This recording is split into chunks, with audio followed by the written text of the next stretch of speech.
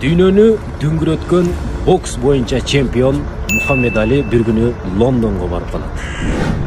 Барары менен ошол жерде журналисттер суроо берет. Сиз ислам динине сыйынасыз да, туурабы дейт.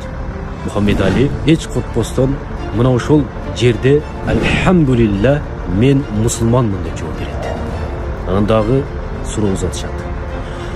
Мо АКШдагы эгиз имараттарды жардырган сиздин диниңиздеги мусулмандар да, туурабы? Ошолор жардырды да, деп кыйык мааниде суроо берет. Анда Мухаммед Али дүйнөдө эң жырткыч инсан катары таанылган Гитлер. Ал мына ошол силердин диниңерди. Силердин диниңерди карманат, туурабы? Эми ошол жырткыч делген инсанды, дүйнөдөгү бүт бардык инсандар Гитлерди жаман көрүш керекпи? Же ошол динин жаман көрүш керекпи?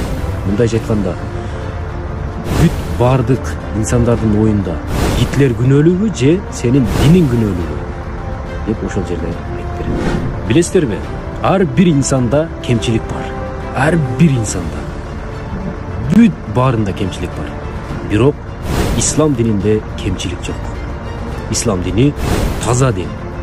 Ким ислам динин кармана турган болсо, ал кандай инсан болбосун бактылуу жашайт.